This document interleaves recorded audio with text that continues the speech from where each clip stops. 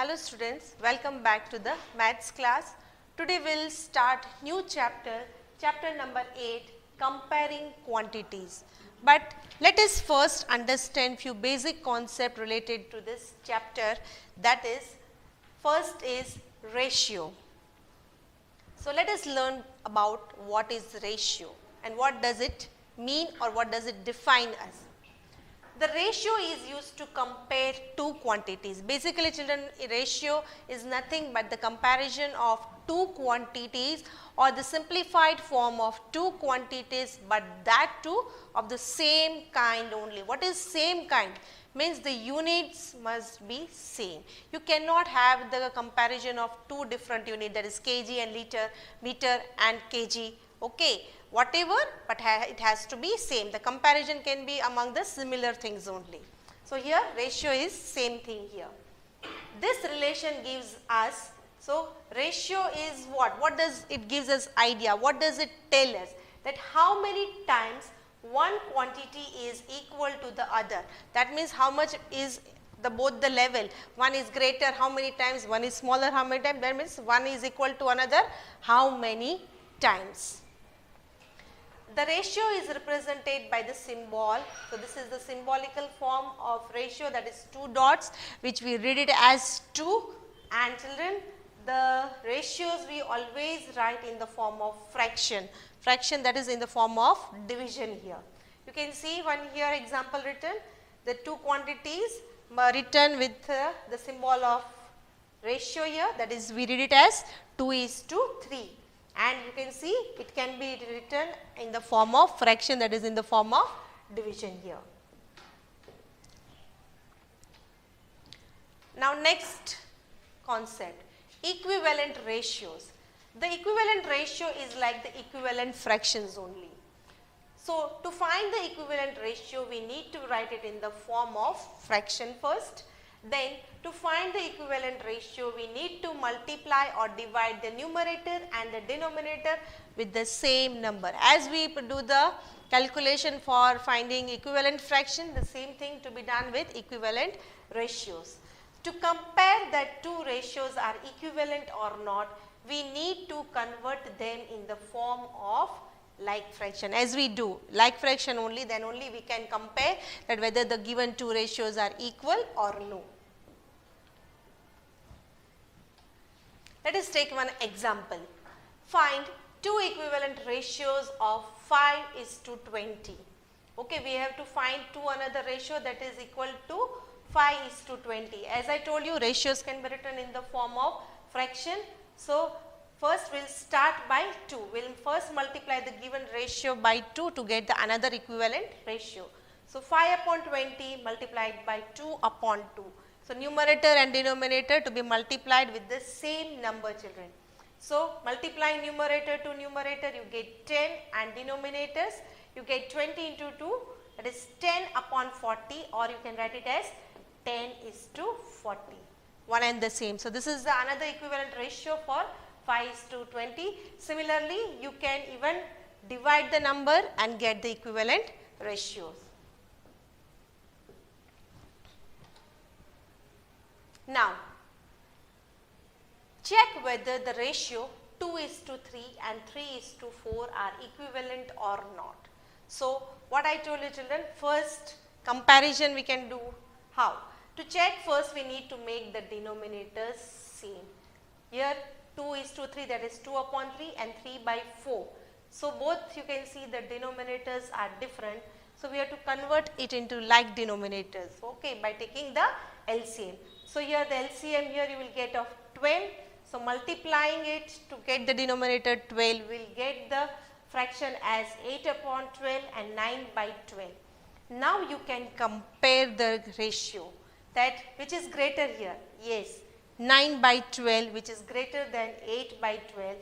That means 9/12, what number it represents, which ratio? 3:4. So children, you can see 3/4 greater than 2/3. That means 3:4 is greater than 2:3 here.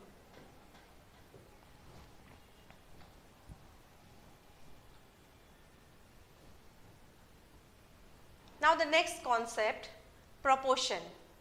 Proportion shows the equality between two ratios.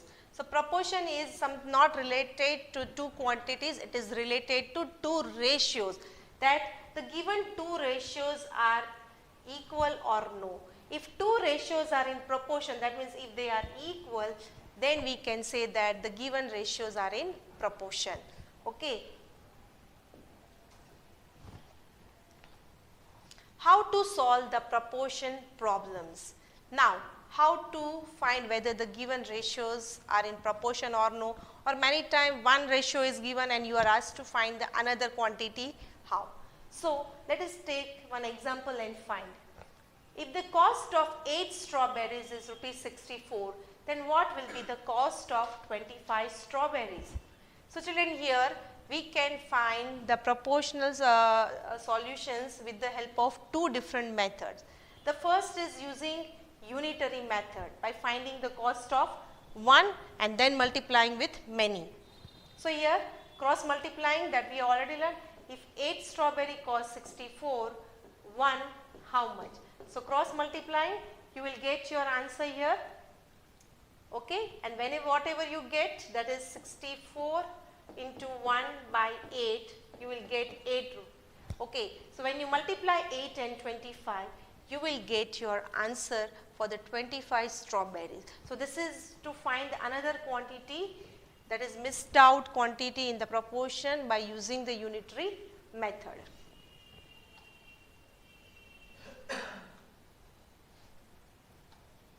Now, another method here, okay, how to find here by using the proportion method here, by cross multiplication also you can do.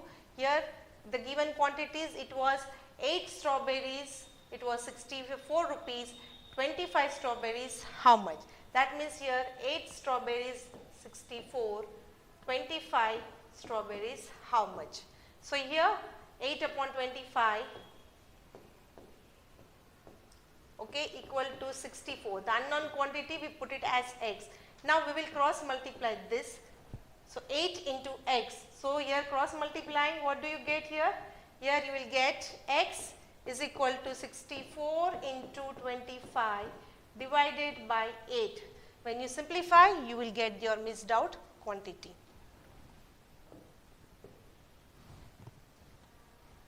Now, let us move ahead with the exercise related to the concept of ratio, that is exercise 8.1, question number 1.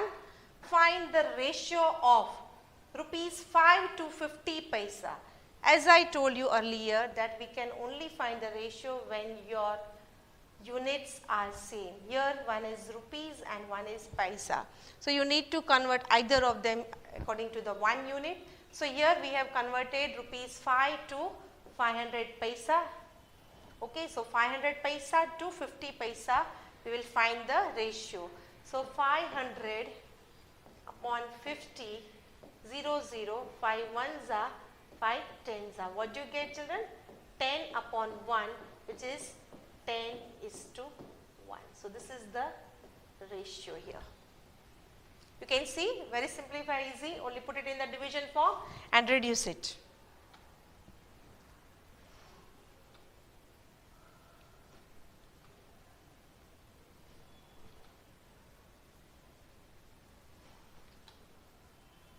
Next one we have 30 days to 36 hours. So, here too the days and hours are the two different units here. So, we need to change into the same unit. Okay. So, here 30 days is the and 36 hours, where I will convert this days into hours. That means it will become 720 hours to 360 hours. 1 day 24 hours, 30 days how much? So, what you will get? 720. So, this is the how we got 720 is to 36 hour. So, 720 by 36, 36 ones are 36 20s are. So, 20 upon 1 is nothing but 20 is to 1. So, this is the ratio of 30 days to 36 hours. Now, question number 2. In a computer lab, there are 3 computers for every 6 students. How many computers will be needed for 24 students here? Now, this will solve with the help of unitary method here. So, here it is asked to find the number of computers required for 24 students. So, always put the required question, that is what we need to find in the second part of the unitary method, that is here the first we have students and we are asked to find the number of computer here. So, 6 students are there for 3 computers, 24 students require how much? So, cross multiplying it, we will get here 24 into 3 divided by 6. 6 ones are 6 fours are. So, 4 into 3, how many you get children? 12. So, we require 12 computers for 24 students here. Okay. So, using unitary, very easy. So, with this children we end this exercise.